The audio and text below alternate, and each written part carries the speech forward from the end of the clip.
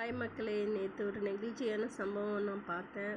என்னென்னு பார்த்தீங்கன்னா, மீஷோவில் நான் வந்து ஒரு ப்ராடக்ட் வந்து ஆர்டர் போட்டிருந்தேன். அப்போ வந்து டெலிவரிக்கு ஒரு பையன் வந்திருந்தப்படி நான் கேட்டேன். அந்த பையனை பார்த்த உடனே தெரிஞ்சுது ரொம்ப எங்கேஜாக இருந்துச்சு.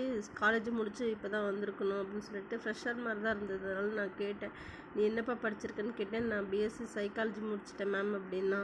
அதுக்கப்புறம் ஏன் எம்காம் படிக்கிச்சு எம்எஸ்சி சைக்காலஜி படிக்கலன்னு கேட்டேன். என்கிட்ட வசதி இல்லை, நான் ஏழ்மையான குடும்பம், எனக்கு வந்து அப்பா இறந்துட்டார், அம்மா தான் படிக்க வச்சாங்க, அதனால தான் சரி பார்ட் டைம் ஜாப் பண்ணலாம் அப்படின்னு சொல்லிட்டு டெலிவரிக்கு வந்தேன் அப்படின்னு சொன்னான். அது பார்த்தோன்னே எனக்கு ரொம்ப கேட்டோன்னே மனசே உடஞ்சிருச்சு.